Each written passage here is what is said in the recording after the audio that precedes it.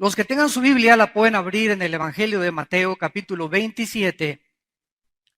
Mateo, capítulo 27. Vamos a leer alguna porción de las Sagradas Escrituras para poder asentar algunas bases teológicas y bíblicas, ya que pues lo que vemos ahorita en el cine, ¿verdad? Ya no es nada bíblico. Ya todas estas películas últimas de Éxodo y Noé y el Hijo de Dios, bueno, completamente tijeretearon la Biblia y hasta las personas no cristianas están enojadas con Hollywood por ver el daño tan grande que le hacen a un libro tan maravilloso como es la Biblia. Dice en el Evangelio de Mateo capítulo 27, versículo 33, y cuando llegaron a un lugar llamado Gólgota, que significa lugar de la calavera, le dieron a beber vinagre mezclado con hiel. Pero después de haberlo probado, no quiso beberlo. Cuando le hubieron crucificado, repartieron entre sí sus vestidos, echando suertes. Para que se cumpliese lo dicho por el profeta, partieron entre sí mis vestidos, y sobre mi ropa echaron suertes. Y sentados le guardaban allí. Y pusieron sobre su cabeza su causa escrita: Este es Jesús, el Rey de los judíos. Entonces crucificaron con él a dos ladrones, uno a la derecha y otro a la izquierda. Y los que pasaban le injuriaban, meneando la cabeza y diciendo: Tú que derribas el templo y en 3 días lo reedificas, sálvate a ti mismo. Si eres hijo de Dios, desciende de la cruz. Damas y caballeros, uno de los eventos más conocidos por la humanidad es, sin lugar a dudas, la muerte de Jesucristo en la cruz del Calvario. Sin embargo, muy pocas personas han comprendido el profundo significado de la muerte y la relación que tiene con nuestra vida y con nuestro destino eterno. Jesucristo, el Hijo de Dios, vivió una vida mansa, sencilla y humilde como carpintero. Y podríamos preguntarnos por qué escogió la profesión de carpintería. Bueno, porque él mismo anticipó que las herramientas con las que siempre había trabajado serían las herramientas que se convertirían en los instrumentos de su muerte. Así que desde que trabajaba con su padre José en la carpintería, él estaba trabajando con las mismas herramientas, con un martillo, con un clavo, que 30 y tantos años después le iban a poner en las manos. Nunca un hombre, damas y caballeros, ha sido capaz de sacudir las bases de las ciencias y de las instituciones como Jesucristo. Sus discursos estremecen los conceptos más profundos y fundamentales de la medicina y de la salud mental, de las instituciones, de la física, de la sociología y de la filosofía. Pero en la cruz, este hombre, Jesucristo, fue aún más sorprendente porque las reacciones que él tuvo en la cruz han sacudido los fundamentos de la psiquiatría y de la psicología. La crucifixión de Cristo es el evento más conocido, pero el menos comprendido, a pesar de ser el más importante de la historia. Estudiar, como lo vamos a hacer a continuación, los últimos momentos de este hombre en esa cruz nos van a mostrar y abrir las ventanas para que nuestra mente pueda comprender mucho mejor al más misterioso, asombroso y espectacular de todos los seres humanos. Y también a nosotros nos va a transformar como personas y como el mismo carácter que nosotros tenemos para poder desarrollarlo con fundamentos en la vida del Hijo de Dios. Cuando la gente pronuncia el nombre de Cristo, varias imágenes vienen en determinadas personas. Algunos lo ven como un niño en el pesebre, otros como un joven trabajando en la carpintería y otros confundiendo a los líderes religiosos de la ley de sus tiempos, otros como un predicador que asombró a las multitudes e hizo enojar a los líderes religiosos, y otros hombres lo contemplan simplemente como un ejemplo de moral, de ética, de justicia, y lo ponen junto a todos los hombres famosos, Mahatma Gandhi, Buda, el Dalai Lama, etcétera, etcétera, como uno más de todos los iluminados. ¿Por qué hace eso la gente? ¿Y por qué tienen el concepto tan equivocado que tienen de la persona de Cristo simplemente porque ignoran las Escrituras. Porque no conocen ni han comprendido la profundidad de la vida de este hombre tan misterioso. Sin embargo, existe una imagen que sobrepasa a todas estas y es la de Cristo en la cruz. Si Cristo hubiera nacido y no hubiera muerto en la cruz para pagar por nuestros pecados, hubiera sido un gran moralista, como lo fue Confucio, como lo fue Mahoma, como lo son tantos hombres religiosos. Sin embargo, el nacimiento de Cristo simplemente fue la entrada de Dios en la persona de un ser humano a la humanidad para comenzar a mostrarnos quién es Él. Ese Dios creador de los cielos y de la tierra, omnipotente, que hizo los planetas y las estrellas, los árboles, los animales, los insectos y todo lo que existe. Es increíble que ese Dios haya venido a visitarnos hace 2000 años en la persona de su Hijo Jesucristo. Pero a pesar de todas estas cosas terribles que Él experimentó en la cruz, no fueron los sufrimientos físicos los que le causaron el mayor dolor, porque este es el centro de nuestra conferencia.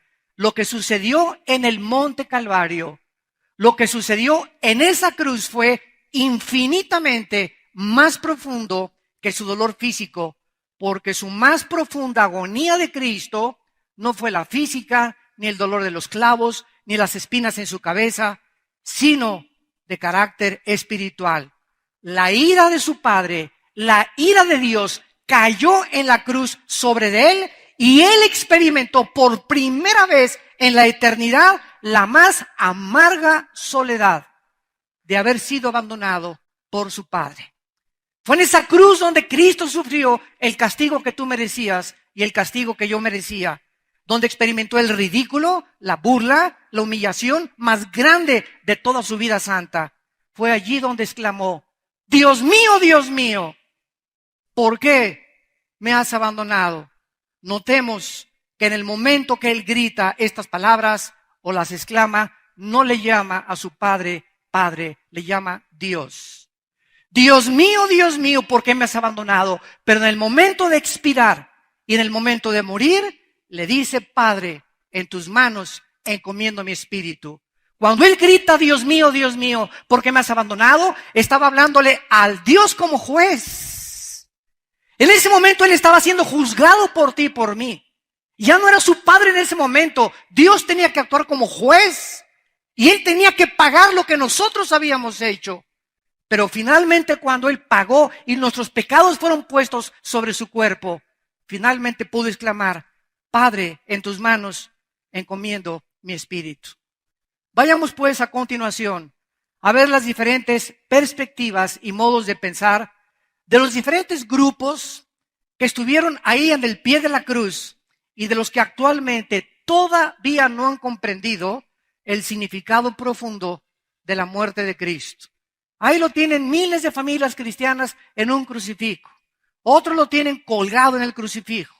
Claro que puedes tener una cruz en tu casa, no hay ningún problema, pero quítale a Cristo porque la cruz está vacía. Si Cristo no hubiera resucitado, no hubiéramos podido nosotros en esta mañana tener la paz de saber que al morir nuestros pecados han sido perdonados, no por nada que hayamos hecho, sino simplemente por la gracia de Dios. Veamos 3 preguntas que vamos a contestar en esta mañana. La primera: ¿qué fue lo que la multitud en esa época, hace 2000 años, pudo presenciar o contemplar esa tarde de la muerte de Cristo? Número 2, ¿qué es lo que los cristianos debemos comprender ya y entender acerca de la profundidad de la muerte de Cristo y del grande precio que se pagó por nuestros pecados? Y en tercer lugar, muchos de ustedes que tal vez nos oyen por primera vez, van ustedes a comprender por primera vez y a entender y a decidir qué cosa vas a hacer saliendo por esa puerta con Jesucristo, el Hijo de Dios. Veamos en primer lugar lo que la multitud presenció como el evento más asombroso y misterioso de la historia. En el momento que Cristo muere, había el pueblo, la multitud, la prole. En ese momento, toda esta gente, había muchos que habían sido sanados por él. habían sido liberados de demonios de él, habían visto sus milagros. 8 días antes levantaron las palmas el domingo de Ramos gritando: Hosana, Hosana, salve el que viene en el nombre del Señor. 8 días después, algo cambió su carácter, fueron transformados por la presión de la multitud, lo que se conoce como psicosis colectiva, donde fueron absorbidos en ese momento por lo que estaba pasando y no sabían ellos realmente si era o no era Jesucristo el Hijo de Dios. En segundo lugar estaban los líderes religiosos, los judíos, los expertos y los conocedores, los teólogos en aquel tiempo. En ese momento los judíos no podían comprender cómo podía ese hombre colgado en la cruz llamarse el Hijo de Dios cuando su ley, la Torá, bajo el Antiguo Testamento, estaba escrito en el libro de Deuteronomio: maldito el que es colgado en un madero. Entonces, la asunción de los judíos fue: este hombre, ¿cómo puede llamarse el Hijo de Dios cuando nuestra misma ley, la ley que él dice que vino a cumplir, nos compromete a calificarlo como una maldición? Y claro que ellos estaban en lo correcto, y Cristo no violó la ley. Efectivamente, Cristo en la cruz estaba siendo hecho una maldición en tu lugar y en mi lugar. Porque maldito es, dice Gálatas capítulo 3, el que no permanezca en las obras de la ley. En otras palabras, Dios les dio los 10 mandamientos a los judíos y se los dio para demostrarles que no hay nadie, ni Abraham, ni Isaac, ni Jacob, ni Noé, ni David, ni el Papa, ni ninguna monja, ningún obispo. No existe ninguna persona en la historia que haya cumplido los 10 mandamientos. Porque si tú fallas en uno, te haces culpable de los 10. La justicia y la santidad de Dios demanda que cumplamos los 10 mandamientos. Dios demanda de nosotros perfección.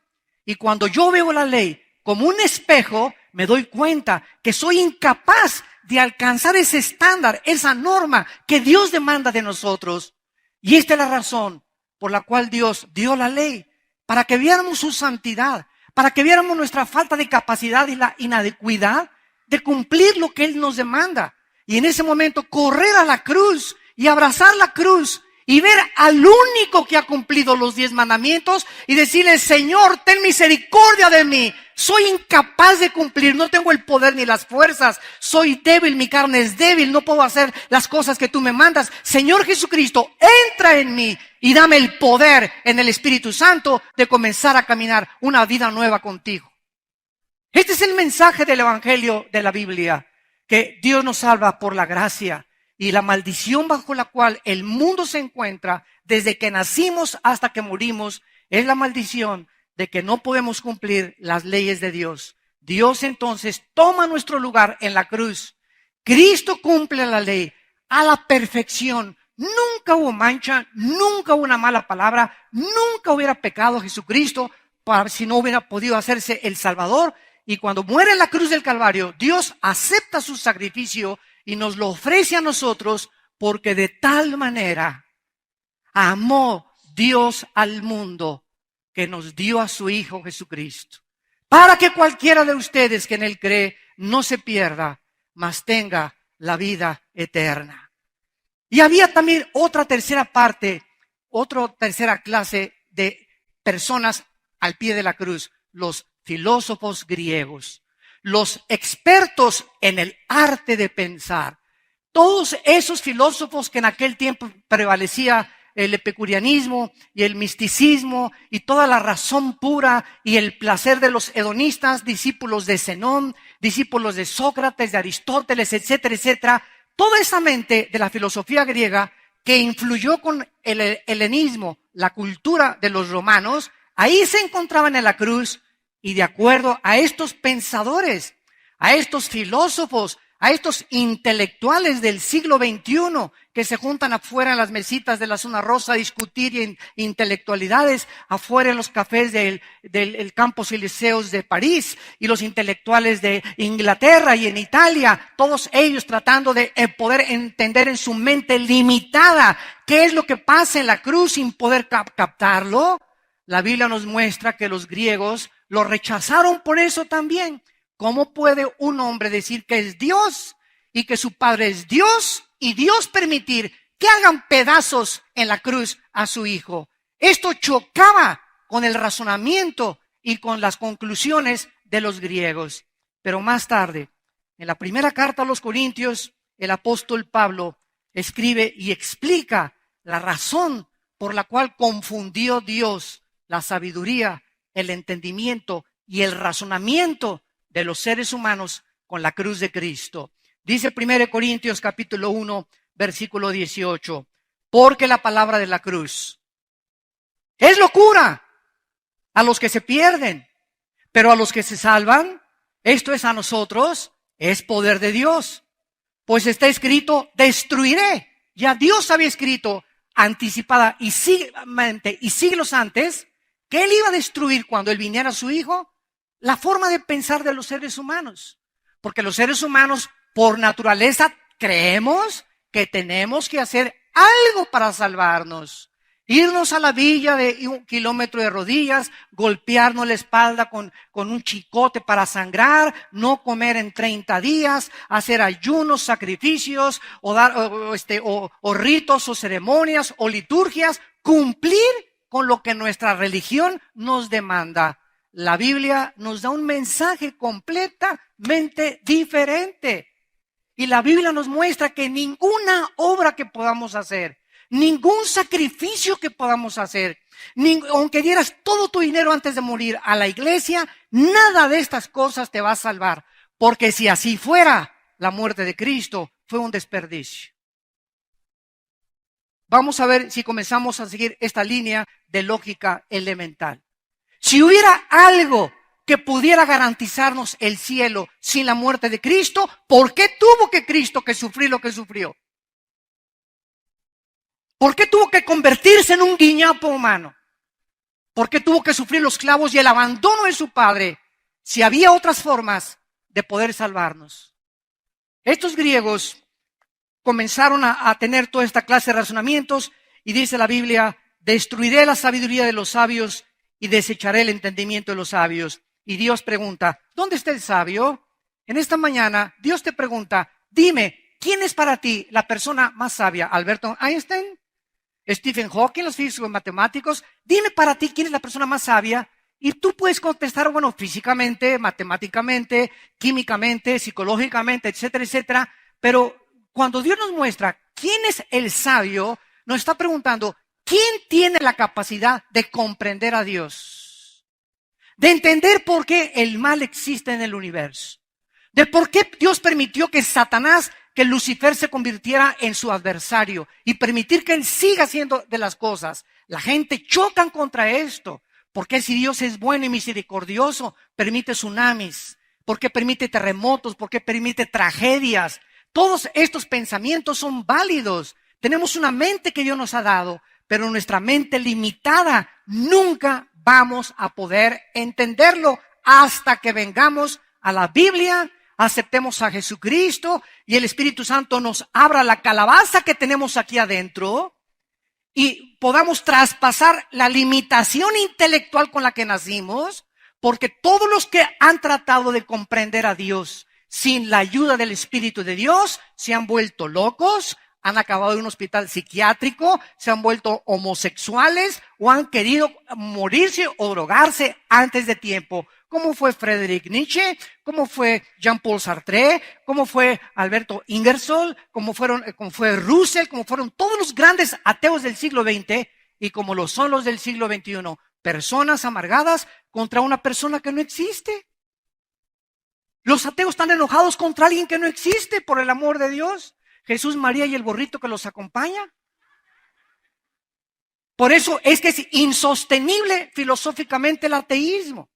Yo siempre que me encuentro un ateo le pregunto, ¿eres ateo principiante? ¿Eres agnóstico, escéptico? ¿En qué lugar te calificas? ¿A dónde fuiste que no encontraste a Dios? No has salido ni siquiera del DF. Estos hombres, los filósofos griegos, comenzaron a tratar de disputar en sus mentes limitadas, como lo siguen haciendo miles de personas, entre comillas, intelectuales, y la Biblia dice, ya que en la sabiduría de Dios El mundo no conoció a Dios mediante nuestra sabiduría. Agradó a Dios salvarnos por la locura de la predicación. Dios nos trae un mensaje y esto es lo que hace el mensaje de la Biblia completamente diferente al de todas las religiones, damas y caballeros. Todas las religiones, sin ninguna excepción, enseñan la salvación haciendo algo bueno, portándote bien, haciendo buenas obras, sacrificios o cumpliendo con los sacramentos o con las disposiciones, liturgias y ritos de la religión. Venimos a la Biblia y nuestra mente choca y nos dice Dios, no tienes que hacer nada, simplemente cree lo que yo hice en tu lugar en una cruz. Tan fácil, a propósito lo hizo Dios para enloquecer nuestra sabiduría. Para que no nos salvemos conforme a lo que nosotros creemos, que perteneciendo a una religión, no, todas las religiones son buenas porque todas llevan al mismo lugar, todas las religiones llevan al mismo lugar, al infierno. Cristo dijo, nadie va al Padre si no es por mí. Y este radicalismo de Cristo es el objeto de la persecución y el objeto del odio precisamente del mundo, por haber sido tan radical y traer un mensaje que choca con la sabiduría y el razonamiento de los seres humanos. Y dice a continuación Dios, ¿dónde está el disputador de este siglo? Pues ya que en la sabiduría del mundo no conocimos a Dios, Dios nos salvó por la sabiduría de la predicación. Porque los judíos piden señales. Haz un milagrito. ¿Cuánta gente igual que los judíos? Que haga un milagro. Herodes tenía a Cristo enfrente. Hazme un milagro y a lo mejor voy a creer que tú eres realmente el Mesías. Y Cristo se negó a hacer esos milagros. ¿Por qué? Porque tampoco es la salvación a través de los milagros. Mucha gente dice, pues si yo veo ahorita a un paralítico pararse, es una obra sobrenatural y voy a creer en Dios. Mira, si tú ves a una obra como esta sobrenatural, inclusive a un muerto resucitar, hay que se pare en el velorio y que te pele los ojotes así, ¿verdad? Y que te abrace, aún estas circunstancias, lo único que van a hacer va a ser afectar tus emociones. ¿Te vas a sorprender? ¿Se paró? Dime, ¿cuántos días te va a durar esas emociones y esos sentimientos de sorpresa que te causó un milagro? 3, 4, 5 días. Pero ese milagro no cambia tu forma, la raíz y el corazón que tenemos dentro de nosotros. Dentro de nosotros dice la Biblia que hay maldad y es la raíz a la que Cristo vino a atacar, no las hojas de los árboles. Unos son borrachos y pues ya alcohólicos anónimos ya no son borrachos, pero sí son rateros. Otros son marihuanos anónimos, ya no fuman marihuana, pero siguen con odio y con amargura contra sus familiares. Y así quitamos las ramas de los árboles nada más, pero Cristo vino a tratar con la raíz que es precisamente el pecado. Dice la Biblia, porque los judíos piden señales y los griegos buscan sabiduría, pero nosotros predicamos a Cristo crucificado, para los judíos ciertamente tropezadero y para los gentiles o griegos locura. Mas para los llamados judíos como griegos, Cristo poder de Dios y sabiduría de Dios. La Biblia dice que para aquellos que andan buscando milagros, que para aquellos que andan buscando sabiduría, la van a encontrar en la persona del crucificado. La más grande sabiduría de Dios se manifestó en esa cruz, como lo vamos a ver a continuación. Y en Cristo se encuentra, dice Colosenses capítulo 2, todos los secretos de la sabiduría y del conocimiento. ¿Quieres milagro? El milagro más grande es que aquel que traspasó las ventanas del mundo físico y nos permitió asomarnos al mundo espiritual cuando dijo, yo soy la resurrección y la vida y he vencido la muerte. ¿Qué otra persona ha hecho y ha dicho lo que él dijo? Nadie jamás se ha atrevido a decir esto.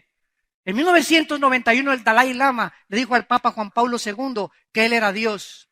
Yo le mandé un correo a la embajada de China, no sé si se lo mandaron, pero le pregunté, díganos cuándo va usted a morir para que creamos que usted es el Mesías. Cristo dijo, a los 3 días voy a resucitar y me van a matar exactamente el 14 de Nisan para que se cumpla el capítulo 12 del libro del Éxodo, porque estaba establecido la hora, el tiempo exacto, el mes y el año en que Cristo tenía que morir, de acuerdo al determinado propósito y anticipado conocimiento de su Padre. Es el único hombre que ha anunciado voy a resucitar a los 3 días, y a los 3 días transformó el mundo romano, transformó a sus 12 hombres cobardes en guerreros que con el mensaje de su resurrección se aventaron al Coliseo romano para que las bestias los despedazaran, los convirtieran en antorchas humanas. ¿Y todo por qué? Porque vieron que Jesucristo había vencido la muerte. ¡Gloria a su nombre! Alabado sea el nombre de Jesús.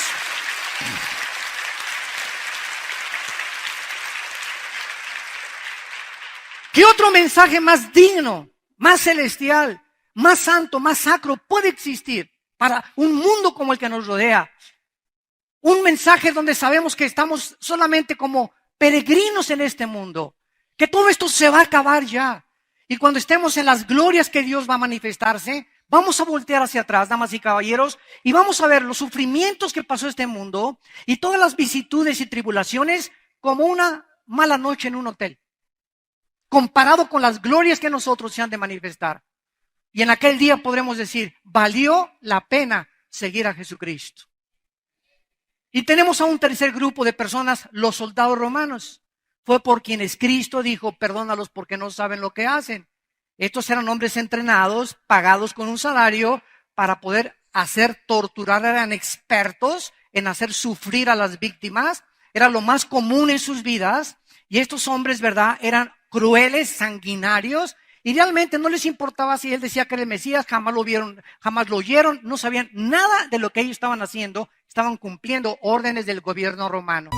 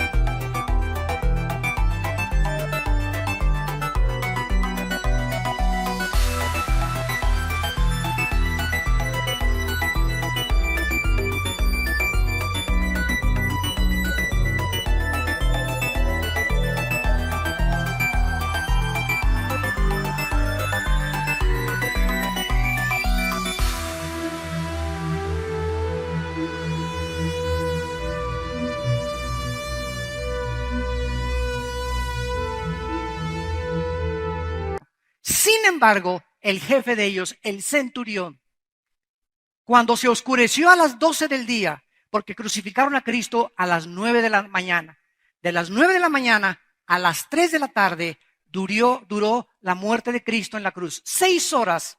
6 porque 6 en la Biblia es el número del hombre, porque en el 6º día fuimos creados de acuerdo al libro del Génesis. Entonces, él, el Hijo del Hombre, se identificaba con la raza humana al morir en el número 6, en 6 horas, para pasar al número 7, a la perfección, a un Cristo glorificado. Y vemos que este centurión, que fue el que ordenó que lo latiguearan minutos, horas antes, este centurión que le dijo, pégale más fuerte a los clavos, cuando fue levantado Cristo y comenzó a oír las palabras que este hombre pronunciaba en la cruz, sin odio, sin amargura, sin rencor, acordándose de su madre, acordándose del ladrón junto a la cruz, psicológica o psiquiátricamente. Los mismos expertos en la salud mental dicen que una persona cuando es presa del dolor más exhaustivo dentro de su corazón, el dolor más excruciante, no tienes ni tiempo de pensar en nadie porque piensas en ti nada más. Y Cristo estaba muriendo, pero con un dolor tremendo de los clavos, todas las articulaciones nerviosas, sus huesos, las coronas de espinas. Y ahí, en este dolor, Cristo le dice a Juan, Juan, ahí está tu madre, María, ahí está tu hijo. estableciendo la familia espiritual antes de morir, acordándose de su mamá. ¿Cuántos de ustedes, al contrario, llegan al éxito y llegan a la cumbre como la fama y se olvidan hasta de su mamá? Qué tristeza, ¿verdad? Y este hombre, Jesucristo, que no quiso venir a traer el éxito para el hombre conforme al mundo, sino que en el más profundo sufrimiento se acuerda de su madre, estableciendo la familia espiritual. Escucha al ladrón junto a la cruz que le pudo haber dicho, que no me molestes ahorita, no ves lo que estoy sufriendo. Y le voltea y le dice al ladrón, hoy estarás conmigo en el paraíso. Y el centurión romano, al ver todas estas cosas, volteó hacia la cruz y dijo, este hombre verdaderamente era el Hijo de Dios. Él había visto miles de crucificados y jamás se había enfrentado con la muerte y las palabras de este hombre, la templanza, el carácter tan sublime que Jesucristo manifiesta en la cruz del Calvario. Y para otras personas, Cristo ha sido un iluminado, como ya dijimos, un revolucionario, hasta como gurú lo han tachado ya, como un simple gurú. Y esta es la razón por la cual Cristo quiere que tú, que has venido a escuchar, y los que escuchan este mensaje a través de la televisión y el internet, quiere que tú tengas otro concepto de Él. Y esta es la razón por la cual Él insistió en que sus discípulos supieran quién era Él. Cuando una vez iba caminando por el campo y les dijo a los discípulos en Mateo capítulo 16, ¿quiénes dicen los hombres? A ver, díganme, ¿qué dice la gente de mí? Y le contestaron, bueno, dicen que eres Juan el Bautista resucitado. Otros dicen que eres Elías. Otros dicen que eres un profeta. Y entonces Cristo se voltea y les pregunta a los discípulos, ¿y ustedes quiénes dicen que yo soy? Y Pedro lo toma el Espíritu de Dios y le apunta a Cristo y le dice, tú eres el Cristo, el Hijo del Dios viviente. En ese momento Cristo le responde a Pedro, dichoso seas, Pedro, porque las palabras que están saliendo de tu boca no vienen de ti. Mi Padre las ha puesto en tu boca para que conozcan que yo soy el Hijo de Dios. ¿Puedes tú en esta mañana decir, Cristo es el Hijo de Dios y es mi Señor y mi Salvador? Y dejar de pensar ya que solamente fue un gurú, un iluminado, un gran profeta, como todos los demás que han pesado el mundo. De ninguna manera podemos clasificarlo en estos rangos. Jesucristo es y tiene que ser para tu vida tu Señor y tu Salvador, o no es nadie absolutamente, ni ningún significado, ni ningún propósito tiene para tu vida, tu matrimonio, tus hijos y tu destino eterno. En segundo lugar, vemos nosotros que la multitud comienza a presenciar algo que es completamente diferente a todos los demás que habían sido crucificados, porque tres fenómenos sucedieron misteriosamente. Número uno, dice Mateo capítulo 27, versículo 45. Y desde la hora sexta, o sea, a las 12 del día, hubo tinieblas sobre toda la tierra hasta la hora novena, que son las 3 de la tarde. De las 9 a las 12 del día, todo fue con luz. 4 de sus palabras Cristo las expresó durante las primeras 3 horas mientras estaba colgado en la cruz del Calvario. Y las últimas 2 palabras cuando gritó, ¿por qué me has abandonado? Y en tus manos encomiendo mi espíritu, las pronunció en las últimas 3 horas, de las 12 a las 3 de la tarde. Y vemos nosotros que la misma naturaleza manifestaba su quebranto ante la muerte de Jesucristo. Era como si el sol se hubiera rehusado a brillar ante este espectáculo y ante este escenario. Durante estas 3 horas, damas y caballeros, Dios oscureció el mundo y la vista de todos los seres humanos. Nadie pudo ver en esas 3 horas la transacción que hubo entre el cielo y la tierra. Era el secreto entre el Padre y el Hijo. En esas 3 horas, el Padre y el Hijo se encontraban antes de que el Padre abandonara a su Hijo. En esas 3 horas misteriosas en las que nadie se pudo asomar, gritaban los griegos, ¿quién podría imaginarse que el autor de la vida estuviera asistiendo a la muerte de su Hijo? ¿Quién podría comprender que por primera vez en la historia un padre Está contemplando que a su hijo lo están sacrificando y tiene el poder para rescatarlo y lo deja morir en manos de sanguinarios pecadores. Recordemos que aquí es cuando Cristo le dice, Dios mío, Alai, Dalai, lama sabactani, que significa, Dios mío, ¿por qué me has desamparado en hebreo? Al entregar Cristo en estas 3 horas de oscuridad, el Espíritu al Padre abre la ventana más importante del universo. Nos abre la ventana hacia la eternidad.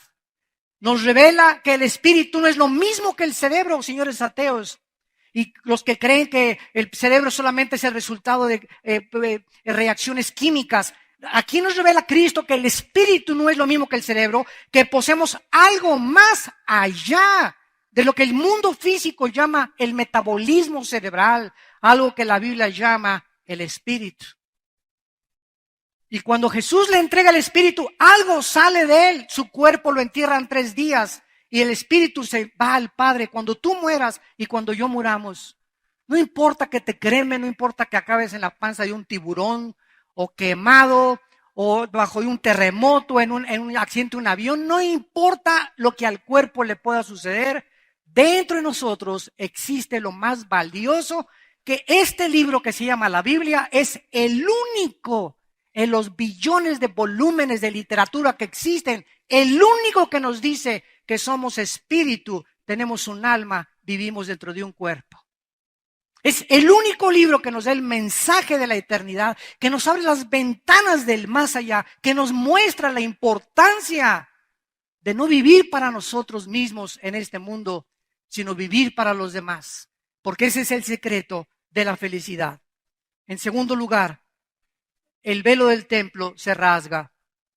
Para aquellas personas que no estén completamente estudiadas respecto a la teología cristiana, en el Antiguo Testamento había un tabernáculo que era como un rectángulo que Dios le dio a Moisés para que el pueblo de Israel se reuniera las 12 tribus alrededor de este tabernáculo, que era un rectángulo donde la presencia de Dios se encontraba dentro de un cuartito que se llamaba el lugar santísimo.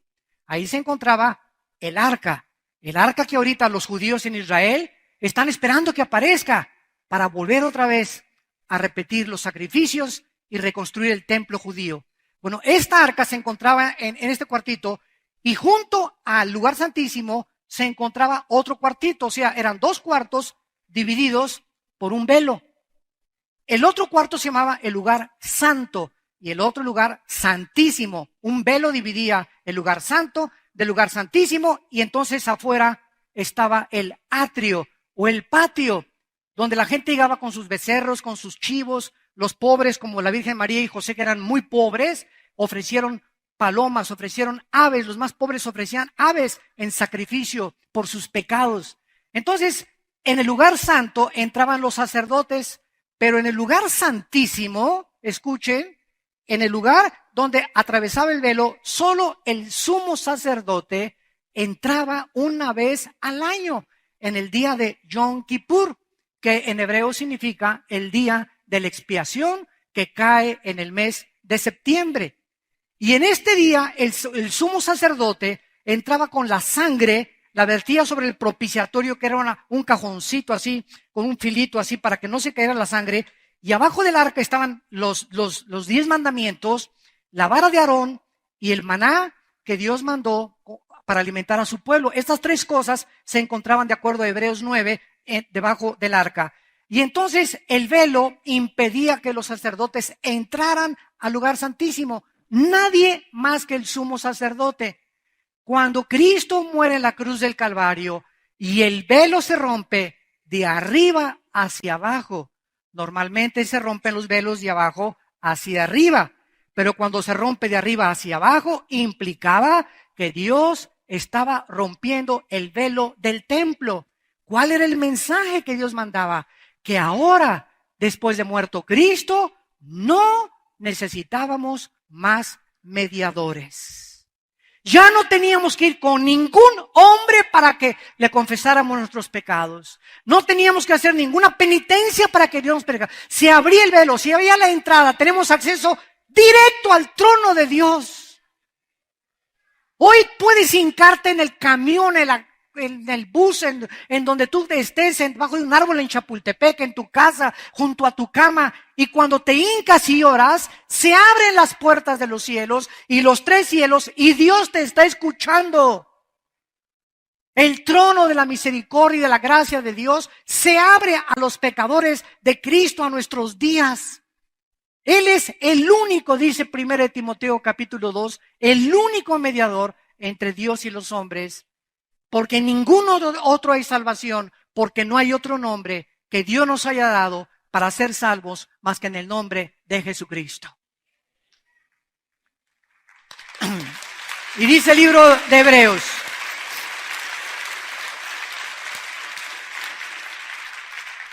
el libro de Hebreos lo explica de esta manera en el capítulo 10, versículo 11. Hebreos 10, versículo 19, perdón. Así que, hermanos, teniendo libertad para entrar al lugar santísimo. Esto estaba prohibido en el Antiguo Testamento. Nadie más que el sumo sacerdote podía entrar ahí. Tenemos libertad, Hebreos 10, 19, por la sangre de Jesucristo, por el camino nuevo y vivo que Él nos abrió a través del velo. Ven cómo los apóstoles, después de que muere Cristo, nos explican todo en sus cartas, en sus epístolas. Nos explican todo lo que pasó en esa cruz, para que ya no sigas viendo telenovelas, por el amor de Dios, para que estudies más la Biblia, para que la memorices, para que la reflexiones, para que puedas ser una persona que puedas compartir este mensaje. El mundo no sabe realmente todavía lo que significa la muerte de Jesucristo. Y dice la Biblia: acerquémonos con corazón sincero, en plena certidumbre de fe, purificados los corazones de mala conciencia y lavados los cuerpos con agua pura. Hay una sola condición para acercarnos a Dios una vez que Cristo ha muerto. Una sola condición, y es con sinceridad. Cuando caigas para orar delante de Dios, analiza tu corazón, porque Él conoce los secretos más íntimos de nuestra vida interior. Y es ridículo, absurdo, que alguien quiera acercarse a Dios sin confesar sus pecados, sin limpiar primero la suciedad que traes. Porque si tú no te limpias esa suciedad, si escondemos nuestros pecados, no puedes prosperar. El que confiesa sus pecados prosperará y alcanzará misericordia. Pero si los confesamos, Él es fiel y justo para perdonarnos y limpiarnos de toda maldad. Pero no vengas con hipocresía delante de Dios, es decirle: Señor, sana a mi esposa, o te pido que me sanes, y mañana me van a operar. Y hermano, le pido que ore por mi abuelita. Dile a tu abuelita que se convierta primero. Llévale primero la salvación. A Dios no le interesa tanto la sanidad del cuerpo como la sanidad del pecado. Que podamos entender eso. Cuando somos libres del pecado y sanados del pecado, Él nos sanó con sus llagas, dice Isaías 53, y se refiere a la enfermedad del pecado y no del cuerpo. La del cuerpo vendrá hasta la resurrección. Mientras viene la resurrección, seguiremos enfermándonos todos. Y todos los cristianos podemos tener cualquier enfermedad también. ¿Por qué? Porque estamos en un cuerpo corruptible que todos los días se está siendo consumido por la ley física de la entropía. Y esto fue precisamente lo que sucedió en el Calvario, que el velo se rompe y finalmente se abrieron los sepulcros. Dice Mateo capítulo 27, versículo 51 al 53. Y se abrieron los sepulcros. Y muchos cuerpos de santos que habían dormido se levantaron. Y saliendo de los sepulcros, después de la resurrección de Él, vinieron a la santa ciudad y aparecieron a muchos. El centurión y los que estaban con él, guardando a Jesús, visto el terremoto y las cosas que habían sido hechas, tuvieron en gran manera temor y dijeron: verdaderamente, este era el Hijo de Dios. Después de que Jesucristo muere, comienzan a abrirse las tumbas de algunas personas que habían muerto para que se cumpliese la fiesta de Dios en el Antiguo Testamento, que se llamó la fiesta de los primeros frutos. Esta gente que resucitó junto con Cristo se llaman los primeros frutos y son la garantía de lo que Cristo dijo en el capítulo 5 de Juan antes de morir. Cristo dijo en el versículo 28: no se maravillen Porque vendrá la hora cuando todos los que están en los sepulcros oirán su voz. Y los que hicieron lo bueno saldrán a resurrección de vida, mas los que hicieron lo malo a resurrección de condenación. Damas y caballeros, está establecido que muramos una sola vez. No hay reencarnación, no hay purgatorio, no hay limbo, no hay transmigración de las almas. Todas estas son filosofías, hipótesis, especulaciones de hombres. La Biblia nos asegura que después de la muerte no hay más que dos lugares, el cielo o el infierno. Tomando en cuenta esto que Cristo dijo, qué importante es que tú hagas en esta mañana esta decisión por el Hijo de Dios, porque ninguno de nosotros sabemos si mañana amanecemos. Ninguno sabemos si ahorita saliendo aquí a 2 cuadras perdemos la vida. Ninguno sabe si mañana o a esta hora estaremos vivos, menos el año que entra. La Biblia dice, cuando oigas su voz, no te endurezcas, porque hoy es el día de tu decisión, hoy es el día de tu salvación. Ven a la cruz ahora que Cristo te está llamando y te está diciendo que Él vive y que Él dio su vida por ti en una cruz para que tú puedas vivir eternamente. Es maravilloso este mensaje porque finalmente la multitud presenció la gracia de Dios para la salvación. 2 ladrones y asesinos colgaban al lado de Cristo, a punto de pasar a la eternidad, como muchos de ustedes, como muchos de nosotros, para ser juzgados. Porque la Biblia dice que en el momento que tú mueras y que yo muera, va a haber 2 juicios. Un juicio ya tuvo lugar en la cruz. Los cristianos ya fuimos juzgados por nuestros pecados.